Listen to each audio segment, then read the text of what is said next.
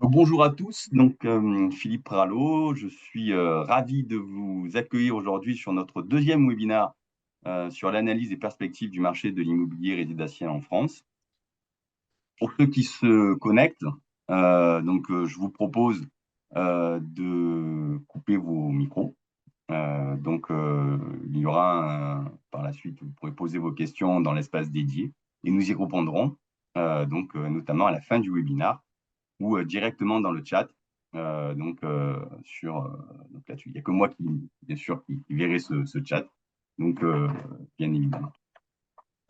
Pour ceux qui rateraient un petit peu le début de notre présentation, sachez qu'il y aura, que vous pourriez visionner le replay du webinaire à tout moment grâce au lieu qui vous sera envoyé par email. Bon, moi je pense que nous allons commencer. Ouais. Bonjour Adrien. Bonjour. Adrien Coleman, je te laisse te présenter. Oui, je suis le directeur général associé de la société Innovefa. Puis je présenterai la société juste après. Bien évidemment. Merci de participer. Ravi de t'avoir sur ce webinaire. Alors, vous avez, je suis là également en maître d'orchestre sur ce webinaire. Et bien sûr, Pierre. Bonjour Pierre. Bonjour Philippe, merci de me recevoir. Je t'en prie. Je te laisse te présenter. Écoutez, enchanté, bonjour à toutes et à tous. Pierre-André Niette et je suis directeur des partenariats chez M Capital Builder. Merci. Et moi, je suis business développeur sur la partie PACA, chez M Capital également. Je pense que là, tout le monde se connecte au fur et à mesure. On attend encore quelques minutes.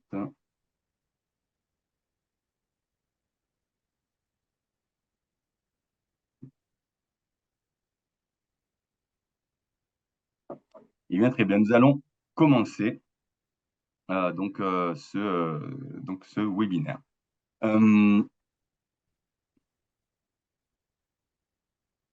Tout d'abord, notre organisation, M Capital, est une société totalement indépendante, créée depuis 2002, avec trois métiers, la dette privée, le private equity et l'immobilier, avec une forte dimension au niveau RSE, puisque nous sommes une société à mission et nous venons d'être labellisés Bicorp depuis quelques mois. Aujourd'hui, c'est 60 collaborateurs et dont 20 personnes qui s'occupent de l'immobilier, avec 7 implantations en France et plus de 713 millions d'euros d'encours.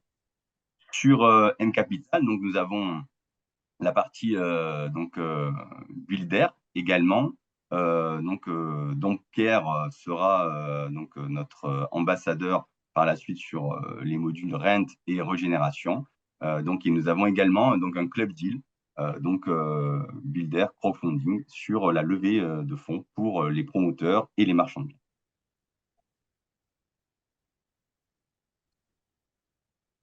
Nous intervenons, notre stratégie, nous intervenons sur trois types d'opportunités immobilières que nous pouvons catégoriser en deux types en fait. La première type d'opération est dite des value added, c'est-à-dire la rénovation et la transformation. Ce sont des opérations sur lesquelles nous allons acheter des actifs et que nous allons transformer, potentiellement louer, puis le céder.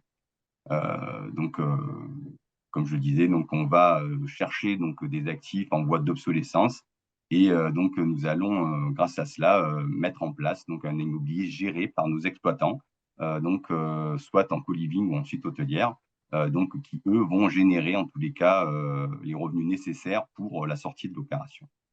Et bien évidemment, la deuxième typologie d'opération, nous allons travailler sur des actifs à droit à construire sur la base d'un terrain.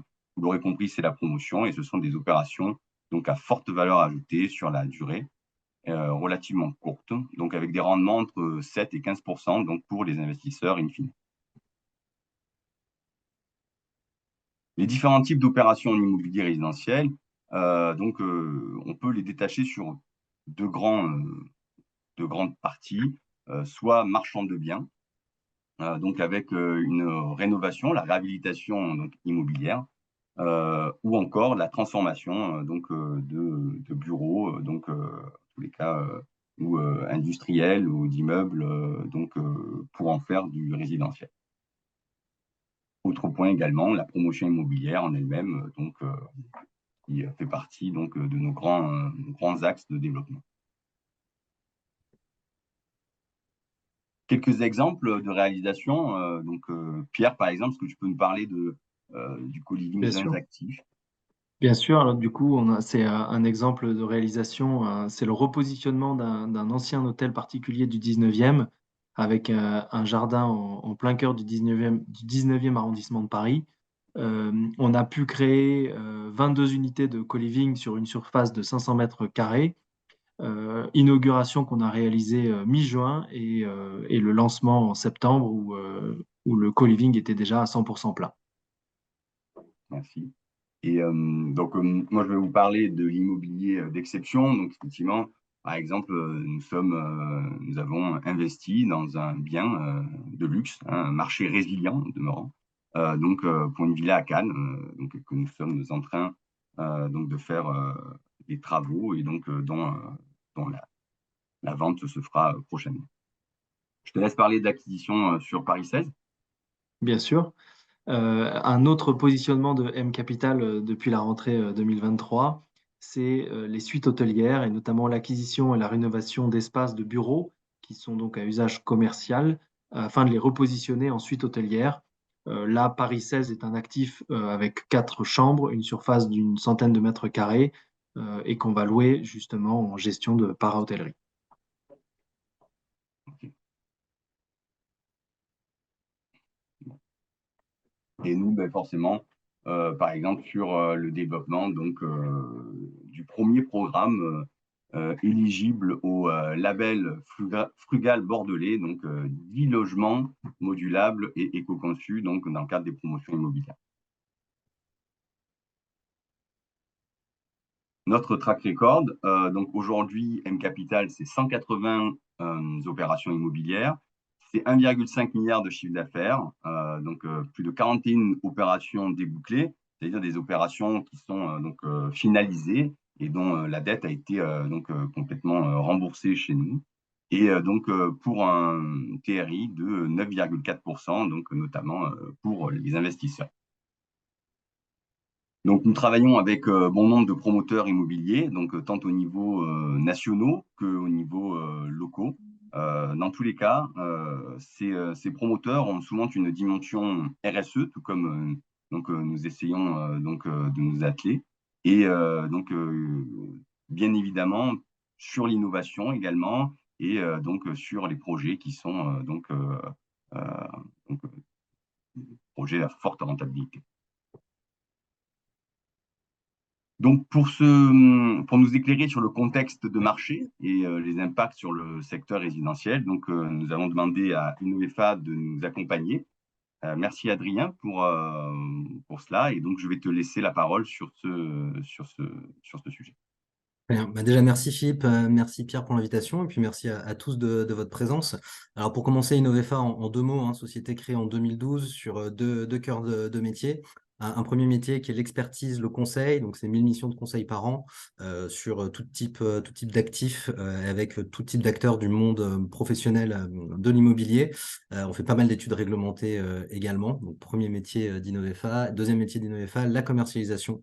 Donc on a aussi un pied sur le terrain puisqu'on est direction commerciale externalisée pour le compte de promoteurs, de fonds d'investissement, de bailleurs sociaux, et donc on gère la commercialisation de programmes en VFA et de programmes anciens, aussi bien en vente directe, partenaire ou en bloc. Voilà.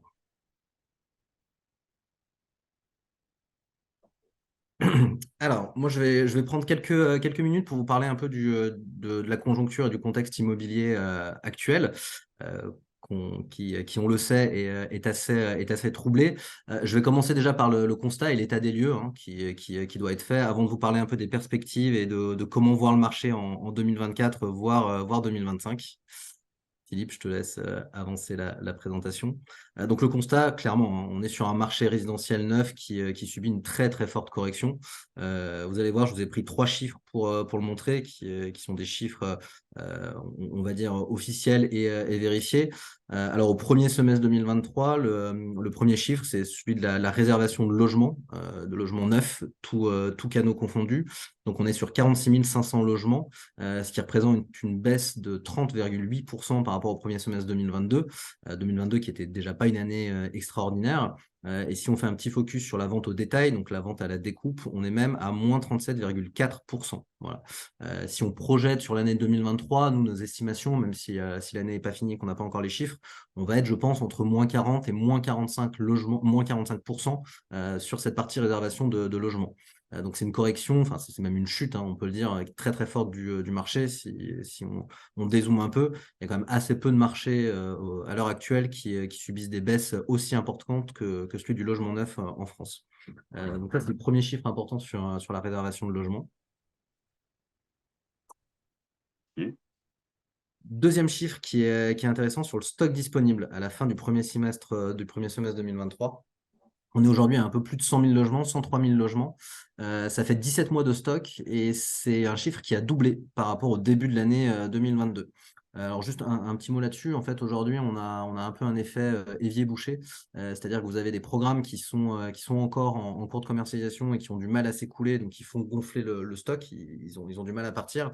Et puis, il y a eu quand même des mises en vente, même si on va le voir juste après, elles se sont aussi pas mal ralenties, ont bien diminué. Mais voilà, il y a quand même un flux de nouveaux logements qui arrive et qui fait que, couplé à l'allongement des délais de vente et au fait que les réservations sont en chute libre, on a un stock de logements qui est beaucoup plus conséquent à la fin du premier semestre 2023 que dans les années précédentes. Voilà, x2, c'est quand même un élément qui est très notable, très marquant. Et en dernier, donc je parlais quand même des mises en vente. Les mises en vente ont chuté, donc vous voyez, moins 28,8%, donc c'est quand même moins que la baisse des réservations. Il y a quand même une baisse des mises en vente. Alors on y reviendra peut-être juste après. Cette baisse des mises en vente, elle peut s'expliquer par deux facteurs, hein. Bien sûr, toujours les difficultés qu'ont les promoteurs à obtenir les autorisations d'urbanisme, les permis de construire, les recours.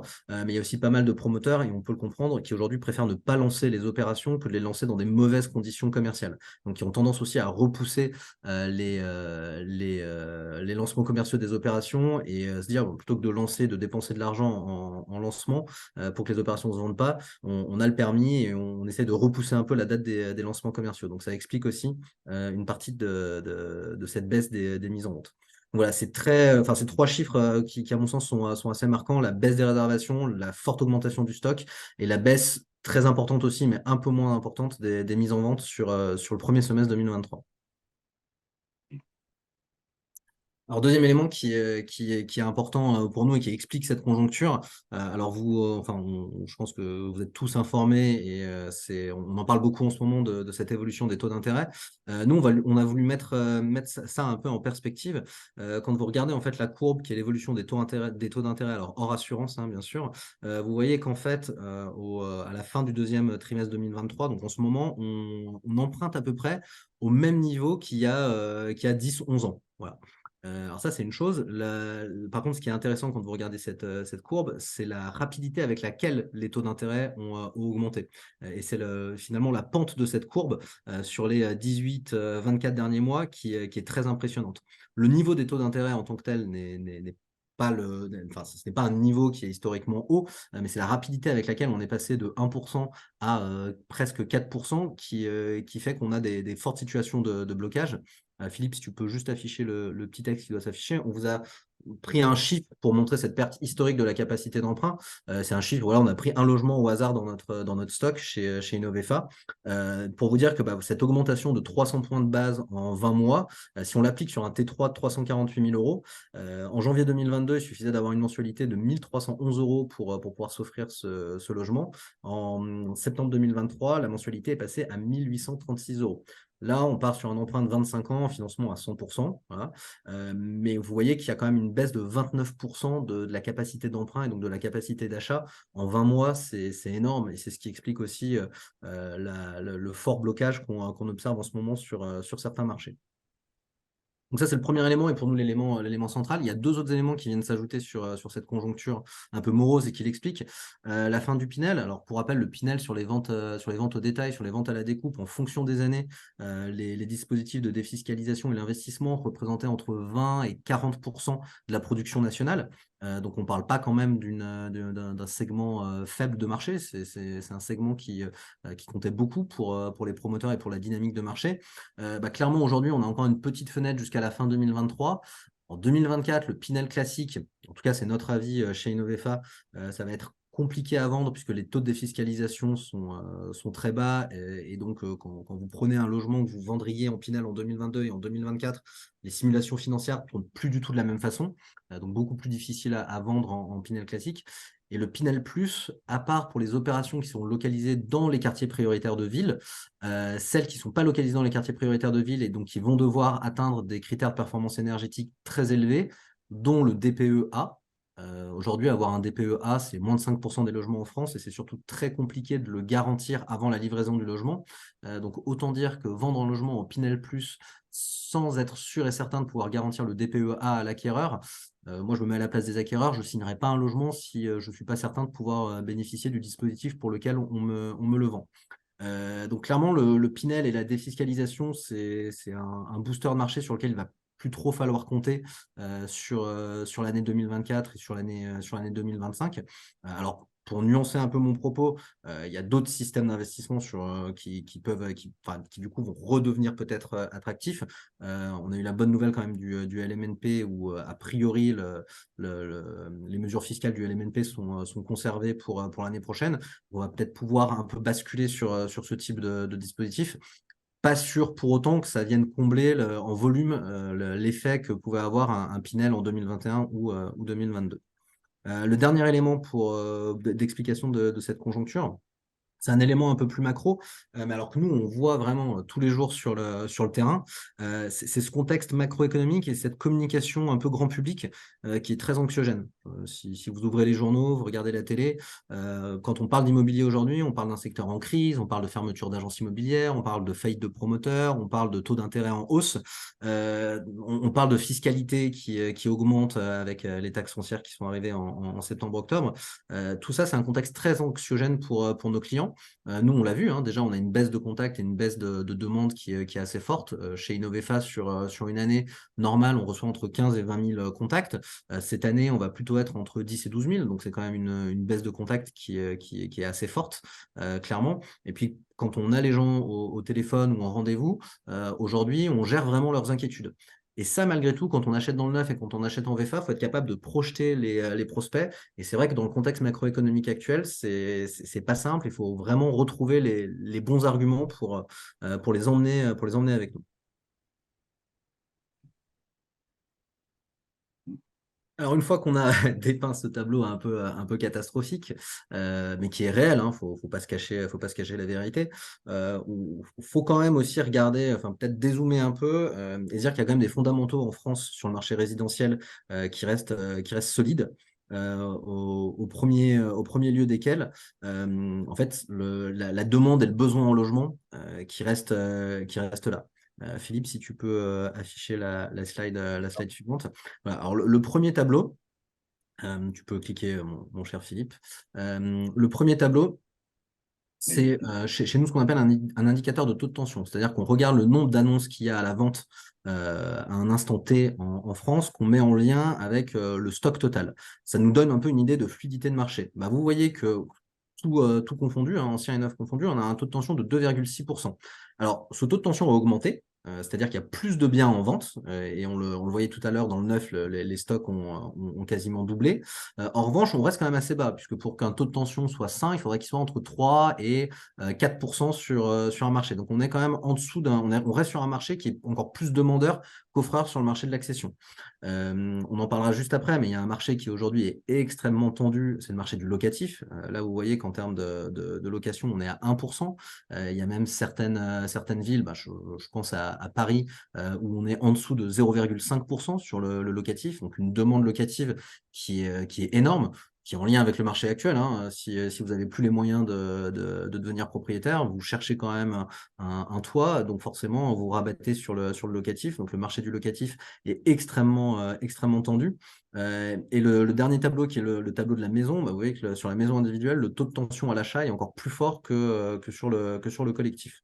Donc, premièrement, ce besoin de logement et cette tension sur le locatif nous font dire qu'il y a quand même un fondamental sur le besoin en résidentiel en France qui est assuré, et que c'est pas vraiment une crise, enfin c'est une crise qui est conjoncturelle, mais structurellement les besoins en logement sont là en France, et nous on le voit au quotidien sur nos différents métiers.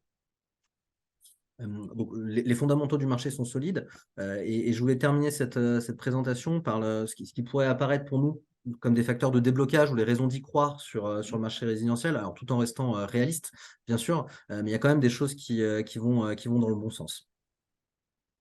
Alors, la toute première raison d'y croire, selon nous, et j'en parlais, cette tension sur le marché locatif, elle fait apparaître de nouvelles opportunités, de nouvelles possibilités.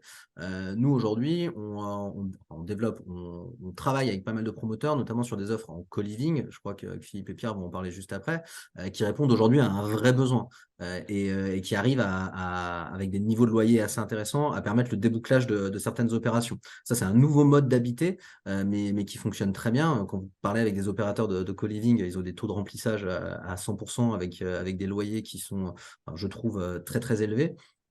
Et cette tension sur le marché locatif fait qu'il y a des nouveaux usages et des destinations qui peuvent émerger et qui peuvent faire que des affaires se débouclent aujourd'hui sur le résidentiel en France.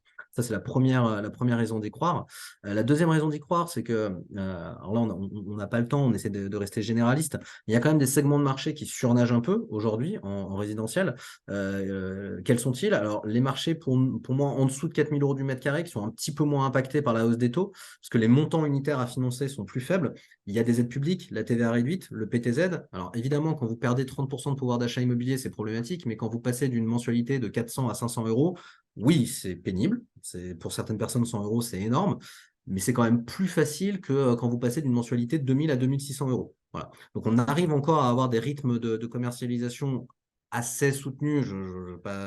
On va pas non plus, c'est pas des rythmes dithyrambiques, mais on n'est pas bloqué sur ce type d'opération. Ça, c'est le premier marché qui surnage un peu. Le deuxième, c'est le marché du haut de gamme, où là, on s'adresse à des personnes soit qui ont du cash et qui sont moins impactées du coup par la hausse des taux, soit qui, de toute façon, ont des relations telles avec leur banque qu'ils arrivent encore à se faire financer. Donc, les deux extrêmes de marché sont un peu moins impactés que le marché, on va dire, classique ou le marché moyen. Donc, tout n'est pas bloqué. Ça, c'est la deuxième raison d'y croire. Il y a encore des segments qui fonctionnent. Enfin, sur la dernière raison d'y croire, on voit quand même malgré tout aujourd'hui un certain ajustement des prix. Alors, sur la partie commercialisation, nous, on travaille avec des promoteurs qui commencent à proposer des offres -5, -10. On voit certains promoteurs qui vont jusqu'à -20%. Et là, clairement, ça débloque des ventes. Je vous donne un dernier exemple en date. La semaine dernière, on a fait une promotion sur une opération à -10% de réservation dans le week-end. Et tu as aussi par exemple, sur le prêt à taux zéro, donc peut-être des éléments complémentaires qui s'organisent aussi sur des raisons d'y croire.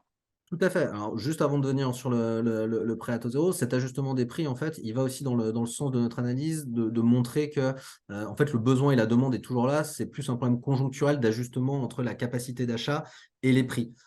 Donc, les projets qui, je pense, vont sortir dans les années à venir, peut-être qu'en termes de prix et de négociation foncière, seront un peu plus bas, et les prix de sortie, les prix commerciaux feront que la demande pourra s'ajuster. Et en effet, on a eu cette semaine quand même la bonne nouvelle. Alors, on prend encore une fois avec des pincettes, parce que quand on a vu les atermoiements sur le LMNP, un coup oui, un coup non, un coup peut-être, bon, finalement, on ne change rien.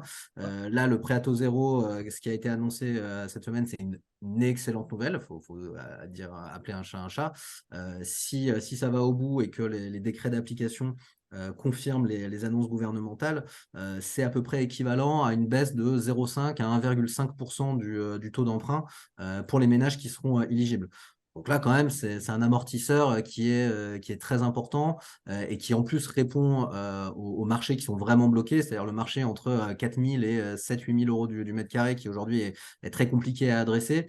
Cette baisse des taux d'emprunt, clairement, elle ferait énormément, énormément de bien. Donc on croise les doigts pour que les annonces se transforment en actes.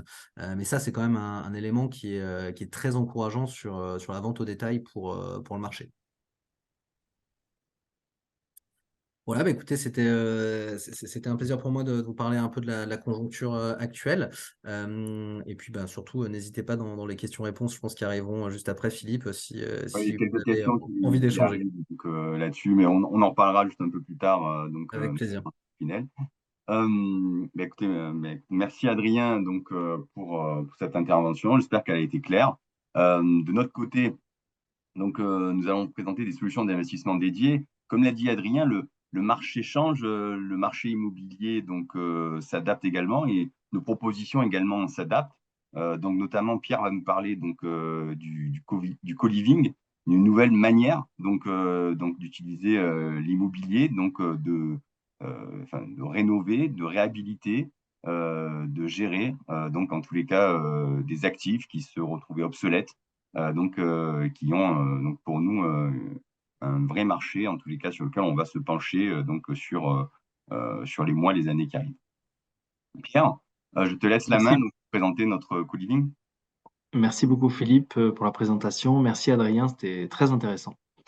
Donc rebonjour à tous et effectivement je vais rebondir sur ce que disait Adrien il y a quelques instants et sur notamment le marché locatif qui est très tendu actuellement, d'où la solution régénération que vous voyez sur le sous-jacent co-living. Alors aujourd'hui, Philippe, est-ce que tu peux... Merci beaucoup.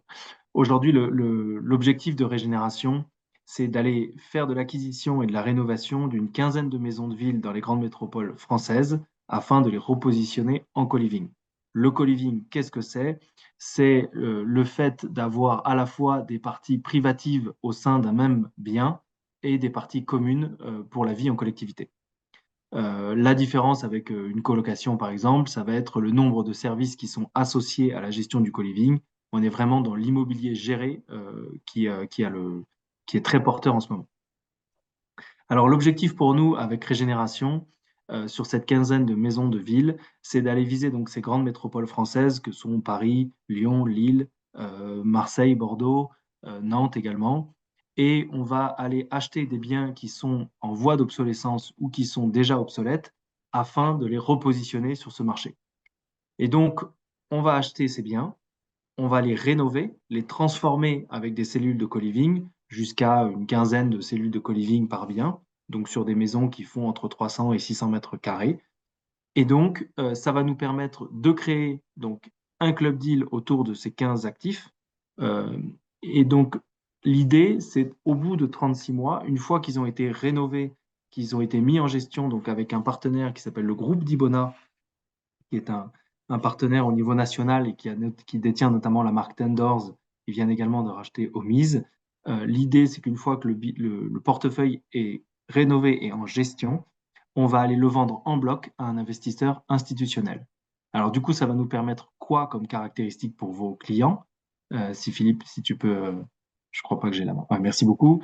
Donc tu peux mettre toutes les caractéristiques, merci. Donc, du coup, c'est un club deal qui va avoir un rendement annuel cible de 11% pour vos clients sur une durée de 36 mois, comme je l'expliquais, puisque la mise en vente se fait à ce moment-là à un investisseur institutionnel. Et le club deal est accessible à partir de 100 000 euros. Ce dispositif, il est éligible au report d'imposition, donc le fameux 150 0 BTR. Il est éligible au régime mère-fille et également au PEA-PME et PEA. On va vous présenter également, alors là, c'est pas le portefeuille de Régénération, mais c'est le track record de M Capital avec le groupe d'Ibona, et c'est des exemples d'opérations qui ont été financées en co-living à la fois à Paris et en Île-de-France.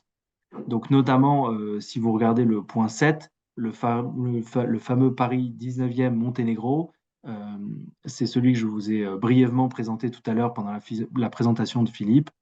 C'est cet actif qui était 100% rempli. Du coup, En synthèse, merci Philippe. Le sous-jacent, c'est de l'immobilier résidentiel. L'immobilier résidentiel, donc comme je le disais, qui est soit obsolète, soit en voie d'obsolescence qu'on va rénover. Donc c'est de l'acquisition et de la rénovation de cette quinzaine de maisons de ville sur ces grosses métropoles ou en périphérie de Paris. On va lever 14 millions d'euros pour un ticket minimum de 100 000 euros par investisseur, avec un rendement annuel net de frais de 11% pour vos investisseurs. La fin de la commercialisation devrait intervenir à fin 2023. On a déjà levé une bonne partie de la, enfin, pas une bonne partie, on a levé la moitié de la collecte actuellement sur un support qui sont des actions ordinaires et un horizon d'investissement de 36 mois.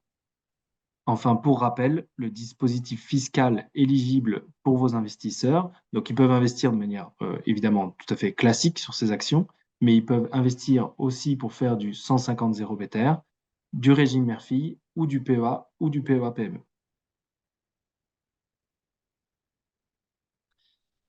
Voilà pour la première solution. Donc là, on l'a présenté évidemment succinctement, mais si vous avez besoin évidemment de beaucoup plus d'informations, on se tient à votre disposition pour y répondre. Deuxième solution qui va répondre à un autre marché cette fois, c'est Rent. Et c'est l'immobilier fractionné sur un sous-jacent de suite hôtelière. Alors l'idée ici, c'est quoi? C'est d'aller transformer des bureaux ou des biens immobiliers qui sont à usage commercial en suite hôtelière. Qu'est-ce qu'on va faire ici? C'est qu'on va aller, par exemple, on le verra après dans un exemple assez rapide, on va aller acheter, par exemple, un bien qu'on va rénover pour le transformer en suite hôtelière pour avoir vraiment une sensation pour les clients d'être dans un hôtel. Sauf que là, ils vont arriver dans une... Alors, c'est pas un appart-hôtel, hein, c'est vraiment une suite hôtelière avec un vrai salon, 4 chambres, une vraie cuisine, mais avec des services hôteliers associés. Donc, vous n'êtes pas dans un hôtel, mais vous avez tous les avantages et le confort de l'hôtel. Ça permet quoi? Ça permet d'aller faire de la para-hôtellerie et donc d'aller chercher un rendement annuel pouvant aller jusqu'à 8% par an, hors potentiel de plus-value lié à la vente de l'actif. Ça fait des revenus distribuables trimestriellement pour vos clients. Une fiscalité mobilière, donc c'est le prélèvement forfaitaire unique et il y a une exonération d'IFI pour les clients qui y sont soumis. Et enfin, un ticket d'investissement minimum de 5 000 euros. C'est notamment pour ça qu'on parle d'immobilier fractionné. L'idée pour vos clients, c'est d'aller investir sur des biens sans être complètement propriétaire d'un bien, mais d'aller chercher de la rentabilité avec une fiscalité mieux disante que celle de la fiscalité immobilière actuellement. Philippe, si tu peux nous montrer. Alors, effectivement, j'ai oublié un point, merci Philippe. Petite caractéristique, mais qui a toute son importance sur le marché actuel, c'est qu'il n'y a pas de droit d'entrée et pas de droit de sortie, pas de frais pour vos clients. Donc, la rentabilité des 8% par an est nette de frais. Alors, l'exemple que j'ai mentionné au début de la présentation de Rent, c'est Paris 16e, c'est rue Jean de La Fontaine. Alors, l'idée là, c'est l'acquisition et la transformation d'un bureau d'une surface de 98 mètres carrés, ensuite hôtelière haut de gamme. Donc, on revient à ce qu'Adrien disait dans sa présentation, c'est que le marché haut de gamme aujourd'hui se porte toujours bien. Il surnage, si je reprends le terme qu'Adrien a employé. Et donc, on va viser une suite hôtelière d'un niveau de 3-4 étoiles, pour vous donner une idée, comprenant 4 chambres, une capacité de 10 personnes, exploitée par Livin Paris, qui fait ça déjà depuis 10 ans. Donc, c'est un partenaire aujourd'hui sur lequel on a entièrement confiance pour exploiter ce bien en para-hôtellerie. Ce qui va nous permettre, sur la base du business plan qu'on a pu établir avec eux, d'avoir un coupon annuel de 7,5% en moyenne sur 8 ans avec un versement trimestriel, une fiscalité immobilière, comme j'expliquais juste avant, et enfin, un horizon d'investissement conseillé de 8 années. Le support, ce sont des obligations indexées. Alors, c'est peut-être un terme qui n'est pas connu par tous. Indexé à quoi? C'est indexé à la fois à la performance locative du bien, mais indexé également à la plus-value potentielle de sortie. La date d'acquisition, comme vous voyez, c'est le 13 octobre 2023. On a déjà avancé sur le planning et on fait une date limite de souscription. Alors, c'était initialement le 30 octobre 2023. On prévoit peut-être de le décaler jusqu'au 10 novembre.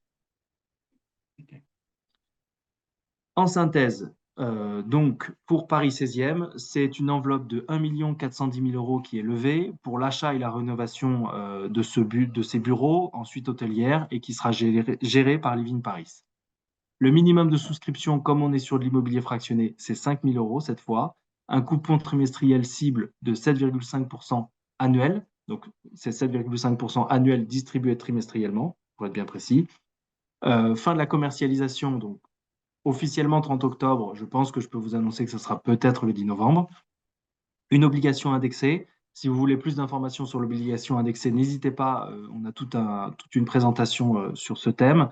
Et enfin, un horizon d'investissement de 8 ans, une fiscalité en valeur mobilière, donc le PFU, et pas de frais d'entrée, pas de frais de sortie.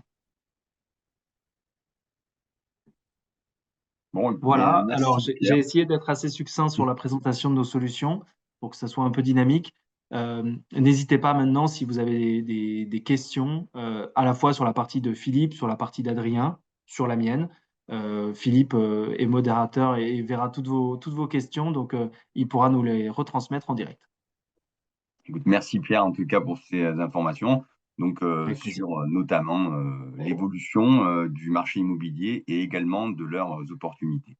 Donc on arrive au moment des questions, notamment sur notre présentation. Donc je sais que les premières questions sont toujours les plus difficiles, donc on va attendre juste quelques petites secondes, le temps que cela arrive. Alors j'ai plusieurs écrans, donc je vais regarder sur notre sujet sur les questions pour pouvoir justement voir où nous en sommes. Donc,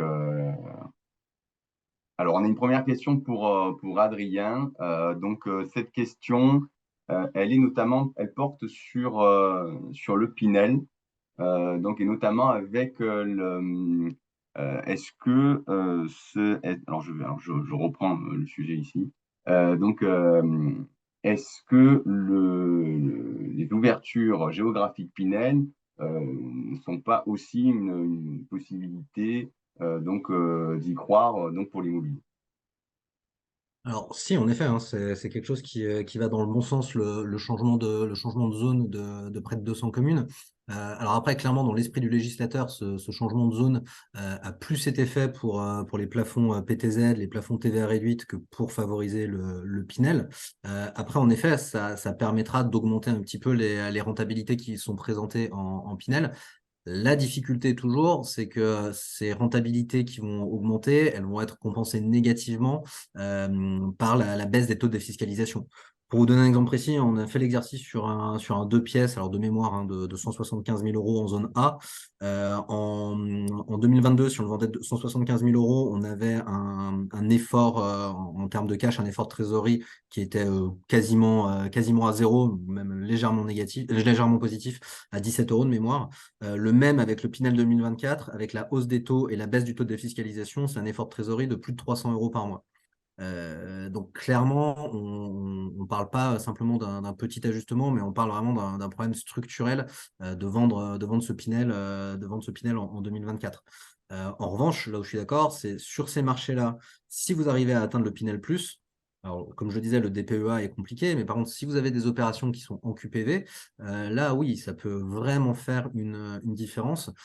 Et il y a un peu des océans bleus et des opportunités qui peuvent être à chercher là-dedans, parce que il y a parfois des zones qui sont en QPV et qui pourtant peuvent être assez dynamiques en termes d'un point de vue immobilier. Donc oui, là, sur le Pinel Plus, ça peut faire une vraie différence. Sur le Pinel classique, malheureusement, le frein des taux de défiscalisation est à mon sens, trop important. Ça ne veut pas dire qu'on va en faire zéro, hein, mais c'est juste que par rapport à un dispositif qui comptait pour 40% du marché, ouais, je pense que ça va être au moins divisé par 3, quoi. D'accord. D'ailleurs, dans le relais, donc notre question, toujours pour toi, est-ce que certains marchés sont-ils plus dynamiques que d'autres? Oui, alors clairement, en termes géographiques, on parlait tout à l'heure des différences de prix, des différences de gamme. mais en termes géographiques, il y a en effet des marchés qui souffrent plus que d'autres et d'autres qui vont un petit peu mieux. Alors, pour commencer par les marchés qui souffrent un peu plus, on voit que Bordeaux et son agglomération, en ce moment, c'est très compliqué. Ça s'explique aussi parce que c'était l'un des marchés qui avait été les plus dynamiques dans les années précédentes et avec des hausses de prix parmi les plus élevés en France. Donc, l'atterrissage et la correction est très importante. Lyon subit aussi un peu le même sort, forte hausse de prix dans les dernières années, un peu plus compliqué. Aujourd'hui, par contre, les villes moyennes souffrent peut-être un tout petit peu moins de cette conjoncture. Je peux penser à une ville comme Le Mans qui continue à avoir des taux d'écoulement assez corrects. Clermont-Ferrand, c'est un peu plus dur, mais ça souffre moins que Lyon, par exemple. L'Est de la France. Ouais, c'est pas, il y a eu un impact, hein, mais qui est peut-être un peu moindre. Et puis en Île-de-France, tous les marchés un peu périphériques, deuxième, troisième couronne, où les prix avaient peut-être pas autant augmenté que sur la première couronne, où on continue à avoir un taux d'écoulement qui est moins fort que dans les années précédentes, mais qui reste correct. Et surtout sur les projets en fait aujourd'hui où il y a déjà une grue et sur lesquels la date de livraison est à peu près certaine. Voilà. Beaucoup plus dur par contre d'emmener des clients sur des projets qui sont en lancement et qui sont pas encore sécurisés. Merci. Alors, une autre question, alors c'est plutôt pour Pierre là-dessus.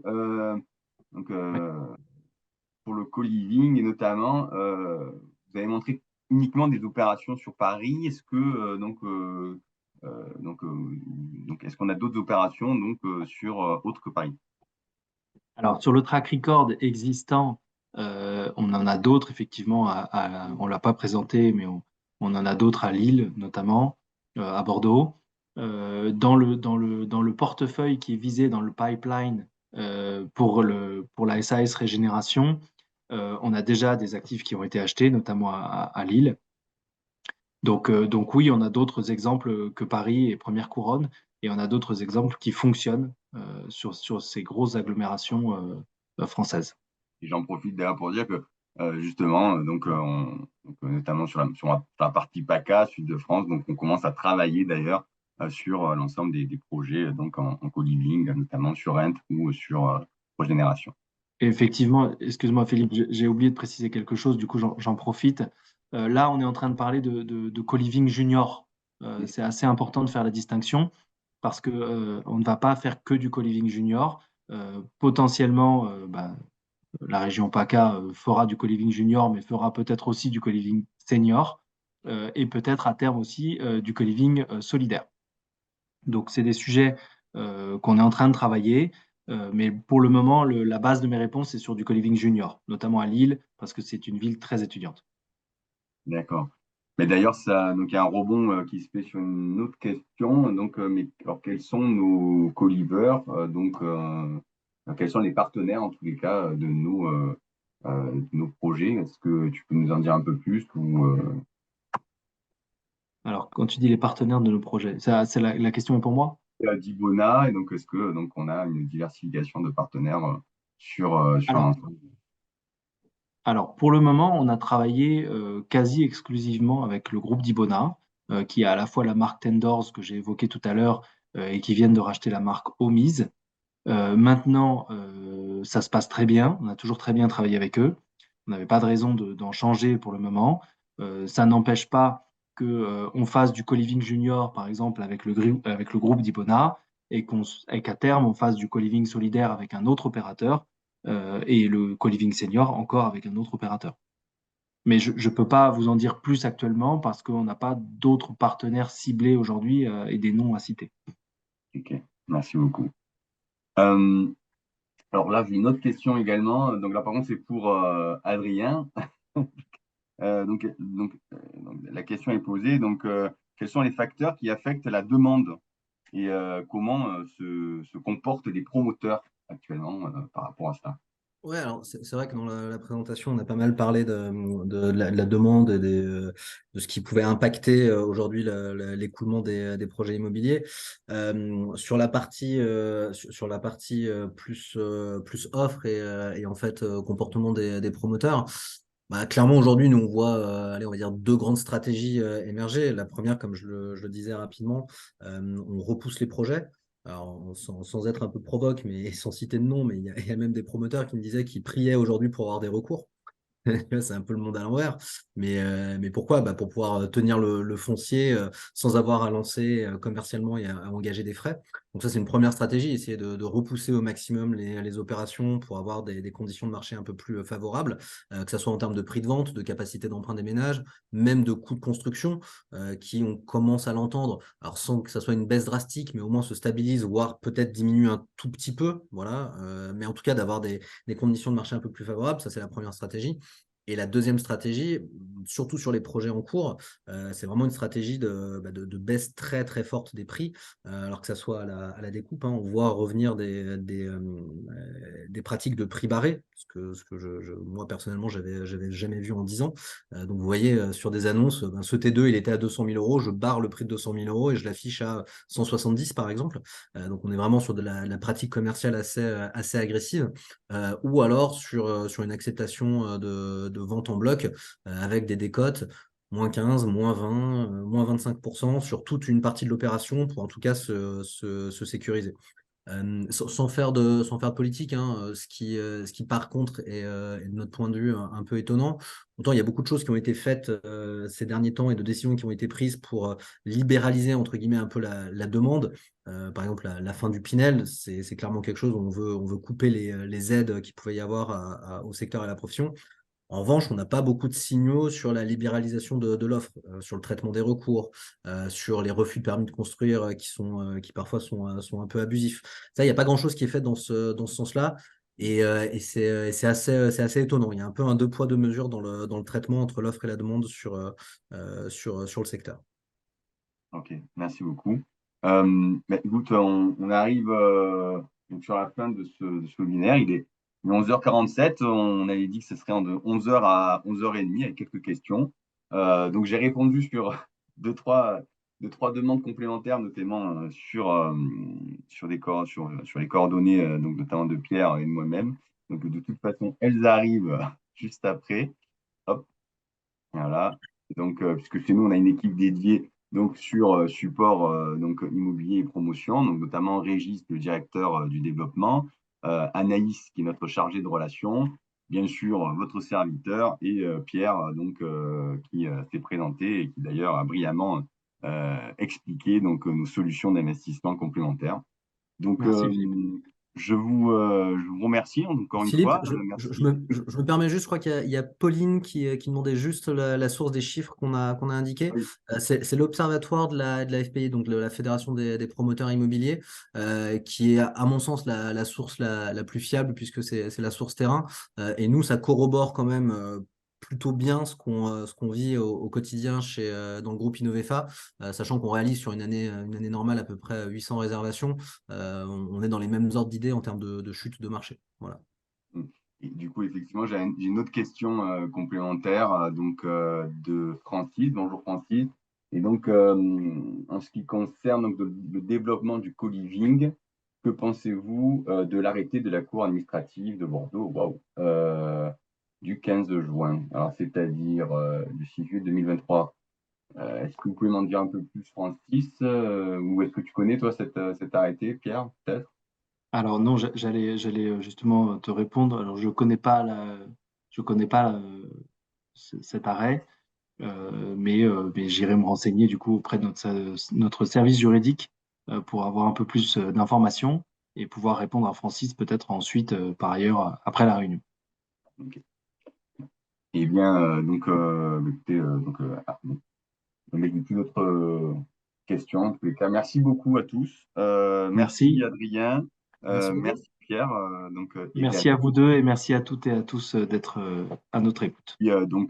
comme nous l'avons dit au préalable, ce webinaire vous sera envoyé directement par le lien sur votre boîte mail.